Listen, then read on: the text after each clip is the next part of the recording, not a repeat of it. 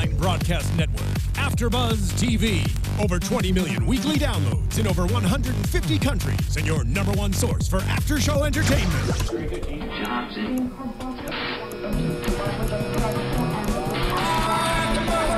AFTERBUZZ TV, the destination for TV superfans, producing after shows for over 300 of your favorite TV shows, interviewing celebrities and showrunners, and bringing you behind-the-scenes exclusives. All thanks to E! Entertainment's Maria Menounos, producer Kevin Undergaro, and internet leader Akamai.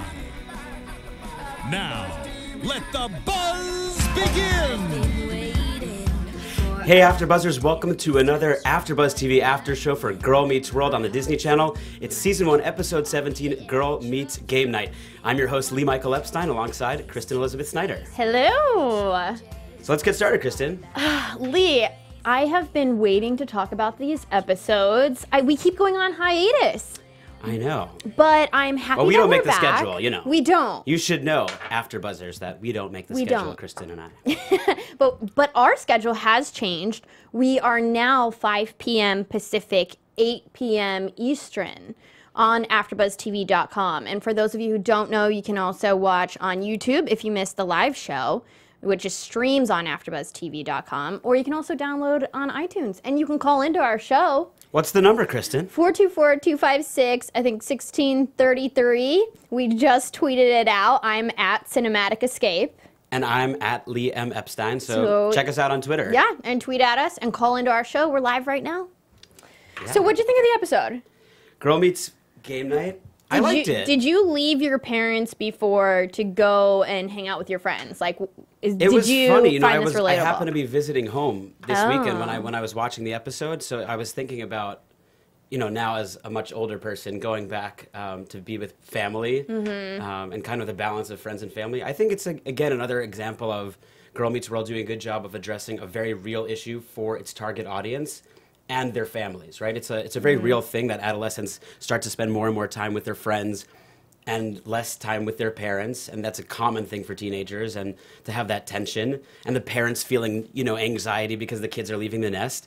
And I think it did a good job of showing that in a way that was entertaining both for parents and kids, and like we could see and we could relate with both Cory and Topanga's feelings and the kids' feelings. Right. At first, I was kind of shocked at how much Cory didn't want the friends to come and play, because it's not like Riley was trying to take game night somewhere else and exclude the parents, which I think happens in our generation. Like, nobody wants to play with their parents.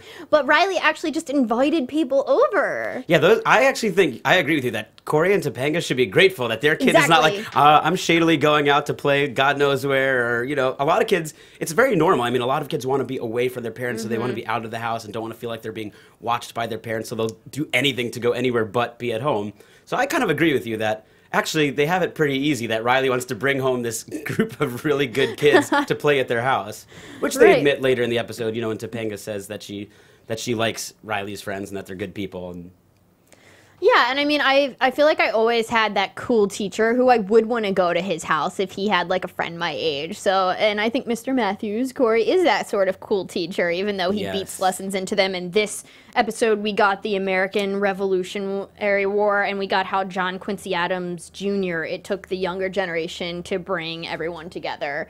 And I think that's what they're kind of saying is meta with the whole Girl Meets World, bringing together the Boy Meets World characters. That's how I saw it. That's a good call. Yeah, for sure. I think also, this isn't really addressed in the show so much, but you brought it up about having a teacher who's cool and who the kids want to go to their house, because they don't really get into that, but it's for the kids who are in Cory's class who get to go over to his house. That's a pretty funny dynamic that not everyone gets. I don't know. Now that you brought it up, I thought about it. It's kind of funny, yeah. Yeah, and I liked how, you know, we got to see Ava and Josh in this episode. So, like, everyone's partnering up.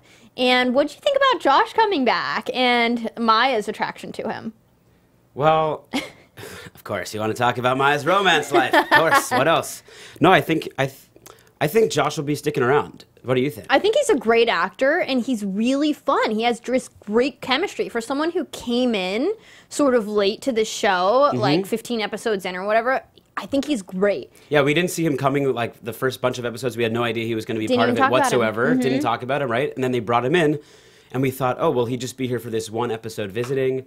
or will he come back around? So it seems like he'll be back staying in the picture. Yeah, I hope he does. And also, I think that he'll visit every so often. And Ava, too, you mentioned. Yeah, I really liked Ava. But for Josh, it was funny because in the end, he was like to Maya, he's like, you know I'm too old for you, right? And she's like, yeah, but I'm in it for the long game. Yeah, the long game, man. That's kind of the lesson of this episode. And the funny thing is with Maya, see, there's a couple examples where Maya, in multiple episodes, is having all kinds of... And actually, Riley also is having all kinds of interactions with older characters. Like before we got to episode 18, which we'll do in our next show, yes. We saw Maya interacting with Sean in a way that was very kind of adult in previous episodes. So we've seen Maya have this kind of confidence with older guys and older people. I think that stems from, you know, her having to grow up and sort of raise herself with, you know, two parents not really being at home. Like her mother's always working and her father's out of the picture. And when you don't have parents to baby you, you have to grow up. Kind of forced to grow up fast. Yeah, very fast. No, there is that kind of sense. And she is in it for the long game, as they all are. And I think that was the lesson of this episode, obviously, about, you know, the game night. Game of life. The game of life is the long game. Friends becoming family. Yeah. I liked that. And Ava was really cute, and her relationship with Topanga seems to be progressing. Topanga says she likes her now. Yes, exactly. So that's Although there good was news. she said, oh, right. So when Topanga says to Cory about Augie, she says that Augie's a 5-year-old who's been married for 20 years. And which I think is so great because it is being honest about the way that his character and Ava's character are treated in this show, which is they're kind of uncharacteristically mature for 5- and 6-year-old or 7-year-old kids. That's how kids are growing up, though, now. I like that they're not ignoring that. I feel like kids are really that smart these days. And there are kids. Like I think Augie and Ava probably as, not only as characters, but as actors, I would imagine, are very kind of precocious, outgoing kids who are pretty funny. And we get to see a lot of that in this episode. Like another, you know I love Augie. You guys all know that at home, that I love Augie and his acting and his character in here. And there was some great Augie lines in here. I think one of my favorite ones, do you remember this one? When, well, first of all, the whole thing of how they're like an old married couple and they're in elementary school is pretty amusing. But one of my favorite lines of an example of that is when Ava says, I want to go to Europe. And Augie says, get off my back. Just some really that's funny like all lines. couples probably yelling at their husbands. I also liked how Farkle was involved. He's like becoming one of my favorites. He reminds me a lot of Eric Matthews, who I'm excited will be in next season. But they called him Dr. Turtleneck in this episode. And I thought that was really funny because he's always in a turtleneck. He is. Lots of layers, but always turtleneck first. I've been thinking a lot about the costumes, actually, because I started noticing that Cory's always in like a plaid button-down and a blazer, untucked. Because I'm always having this debate with my friends whether you should tuck in with a blazer or untuck. So I've been noticing that. And then there was great costumes in this episode when they did all the period costumes, which probably you won't have in your average New York City middle school, but with the magic of television, you get to have sick colonial and revolutionary period costumes. I would have enjoyed school much more. Yeah, right? If we had those. Exactly. And I love how Farkle wouldn't take off the crown. Oh, yeah. In the end, that was so great. funny. Well, I think you have some news for us, Do I have some news for us? I do have some news for us. AfterBuzz TV News.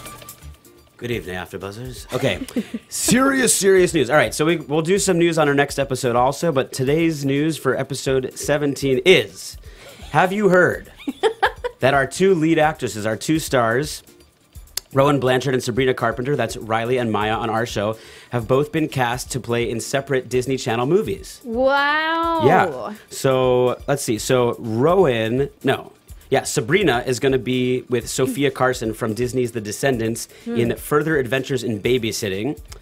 So there's going to be that, which is based off a 1987 movie. And then Rowan Blanchard, who's only 13 years old, which is crazy, huh? She's 13, and she is going to be with Paris Burrell in Mighty Med. Wow. Live-action adventure comedy, Invisible Sister. Their careers are taking off, and I know they both sing, and Sabrina, every time I go on Vine, there's like a Vine of Sabrina singing somewhere, so. Yeah, they're trying to make them Disney stars. I mean, they already are, and now really they're going to be able to kind of continue to grow their careers outside of Girl Meets World. This music is so serious for such a really not so serious story, but yeah, so there's good news for their careers at Disney and beyond. Yep, I'm excited. Well, let's go ahead and get into some predictions. And now, your AFTERBUZZ TV predictions.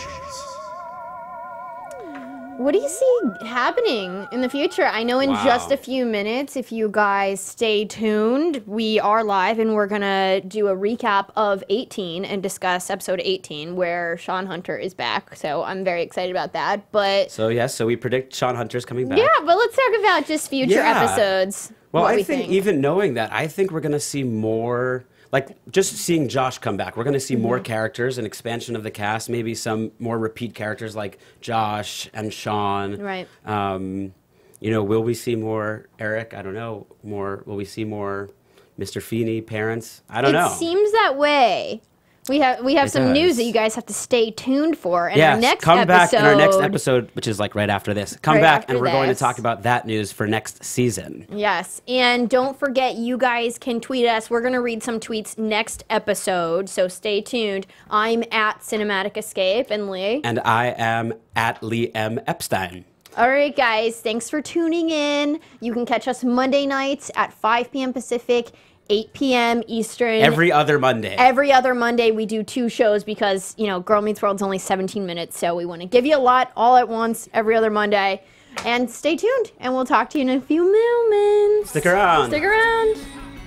From executive producers Maria Menounos, Kevin Undergaro, Phil Svitek, and the entire AFTERBUZZ TV staff, we would like to thank you for listening to the AFTERBUZZ TV network.